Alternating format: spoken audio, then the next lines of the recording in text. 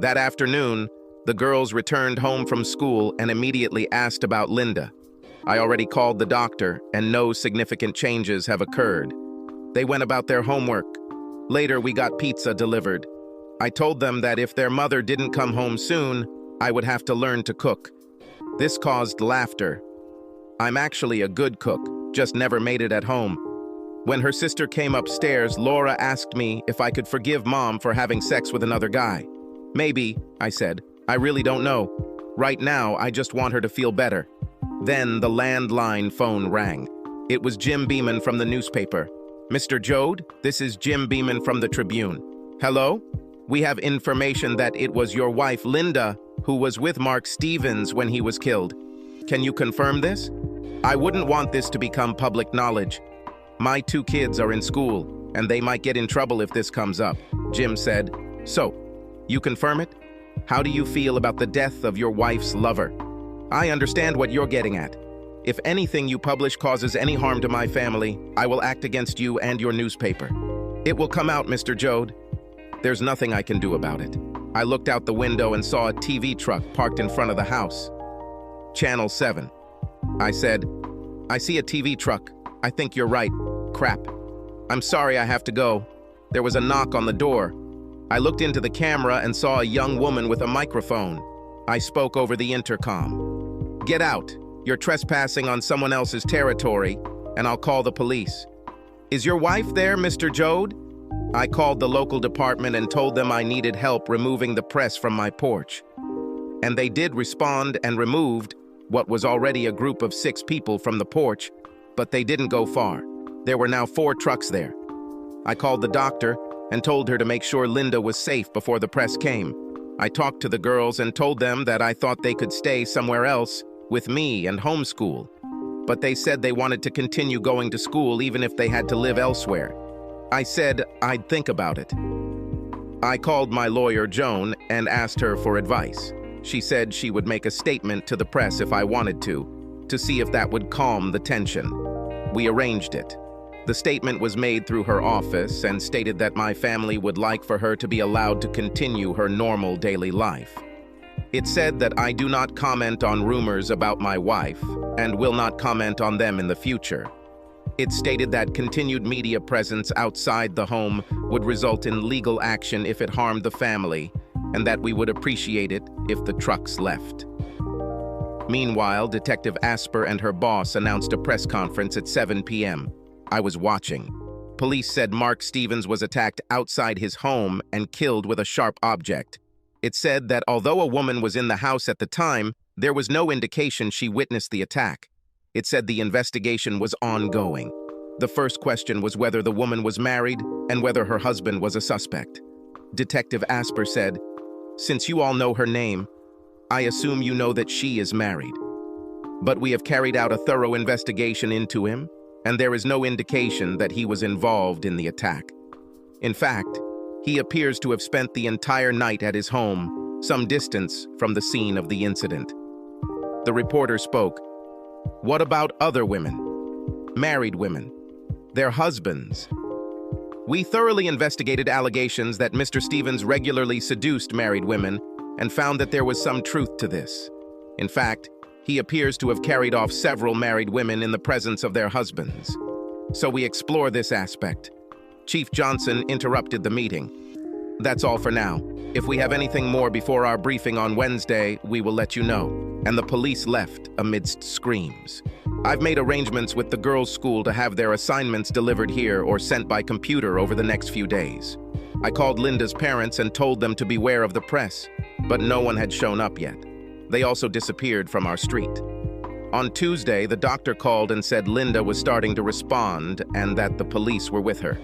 I told her parents, and he gathered the girls to take them to the hospital. By the time we got there, the police were already leaving. Detective Asper said she would like to speak with me after my meeting with Linda. I agreed. Linda still seemed stunned. She greeted the girls with a smile and hugged them. But she didn't look at me. The girls told her about TV trucks and school. But then, Linda seemed to doze off, and the doctor said we should let her sleep. Her parents were outside talking to the girls when I went to see Detective Asper. She looks like she's getting better, Asper said. Maybe. I don't know, really. Are you going to take her home?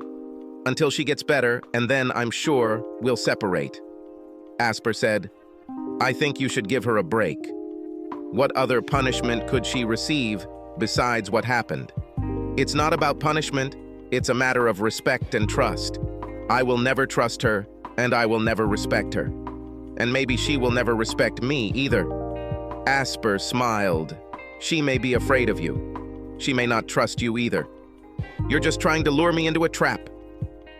You know full well that I had nothing to do with the attack on Stevens. I know that you have an army background. I know you had an impressive reputation in the service. So maybe some average guy couldn't do it, but maybe you could. I didn't do it. You know, we have home security video from Stevens's house. It's not my problem. I was not there. See you later. It sounded like a threat. Over the next few days, Linda gradually regained some semblance of normal behavior. I dropped off the girls every day, but didn't spend much time in the room with them. On the fourth day, Linda was scheduled to be discharged. She asked to speak to me alone, and I sent the girls away. Forgive me for what I did, putting you in such an awkward position. I don't think apologizing will help, Linda. I can't tell you how humiliating this was for me. Now it's on national news. I'd like to go home when I'm discharged this afternoon. She sat down on the bed and moved towards the chair. Can I go home? You know the media is there and they will follow you from here. I don't want the girls' lives to be ruined anymore. Maybe I can sneak away. Now I looked at her for a long time. You are, of course, good at sneaking away. She didn't look up. I said, I'll contact security. I can't say I want to be close to you, but maybe I don't have much choice right now. I didn't want you to get hurt. I thought you loved me and could get through this. Or, in fact, I didn't think about it at all. Did you have sex? No. We were naked in bed when the commotion began. I looked at her closely and realized that she was lying. You see, I can't say that I believe you or would believe everything you tell me. In fact, I can never trust you again. But we can see how things go. Okay, I love you. I just turned around and walked out. I went to the hospital security office and arranged for a car to pick Linda up behind the building and take her to my home. It was scheduled for 4 p.m. Everything went without a hitch, and she got home around 4:45. The children and her parents were there with me. I made a bed for myself in my office. Linda will sleep in our room. The rest of the day was very awkward, to say the least. Her parents did not quite understand how to behave in this situation. Linda, her mom, and the kids were playing Monopoly in the living room. Her father wanted to talk, so we went to the patio. John asked, "What are you going to do, Tom?" "I really don't know, but there's a good chance we're finished. You must try to forgive. You have loved each other for so long and you have a wonderful family." "I know, but I wonder if we've really loved each other for so long. If she loved me, she would never have done this. She said they didn't have intercourse. She said so. How should I know? She was there with him for quite a long time. Does it really matter? She would have done it. We all know that. Well, it might have made a difference if he hadn't used the protection. She may have an illness or be pregnant. Damn." He didn't like this thought. "She can stay here for now. But you may soon want to look for some other solution." We returned to the house and all ate pizza together. Her parents went home. As far as I know, they didn't discuss Mark with her. As we were putting the girls to bed, Laura asked Linda why she went to have sex with Mark. "I am so sorry. I was wrong and I made a mistake. But I do not understand. He's just a football player. I saw him. He's not our dad." "No, not dad. I'll talk to you about him later when I find out more." The girls went to bed and Linda went down to the kitchen. I followed her about 10 minutes later. In the meantime, I called my friend, a public defender, and asked him about the autopsy report. He said it was also a public document, and I asked him to get it if he could. Linda drank Pepsi. Alcohol was not recommended for her because it could lead to relapse. She asked, "Are you sleeping in our room?" "No, in the office." Well, you're welcome anytime. We'll just have to see. Right now, I don't see a path forward for us, but this all happened just this week. I can be patient. Really? I did not notice. I went up to my office and went to bed. I didn't sleep very well and got up at 5 a.m. I made coffee. A friend of mine sent me a copy of Stephen's autopsy.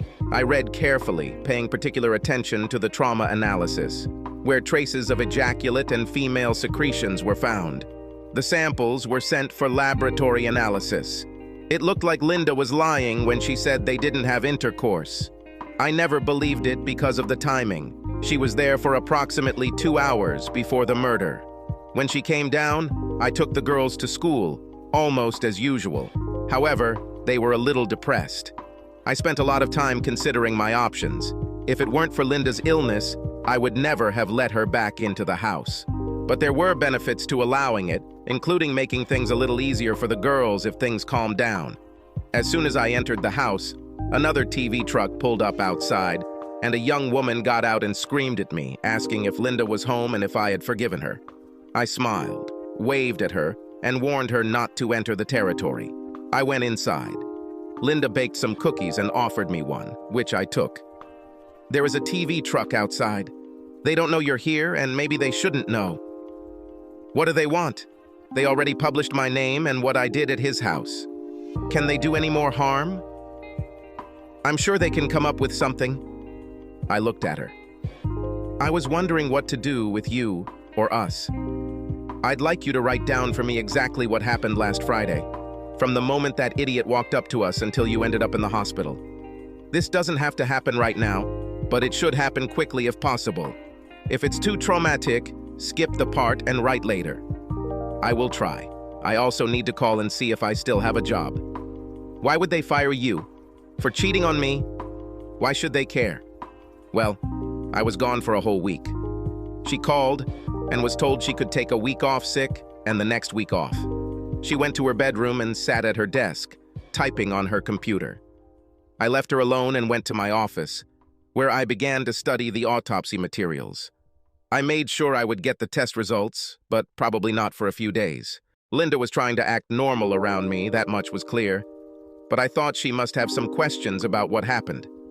Our routine life continued for 2 days until I received the test results. Linda's DNA and sexual fluids have been identified, so she probably lied about sex. I waited to see what she would write to me about what happened, but I just couldn't imagine continuing my life with her as my wife.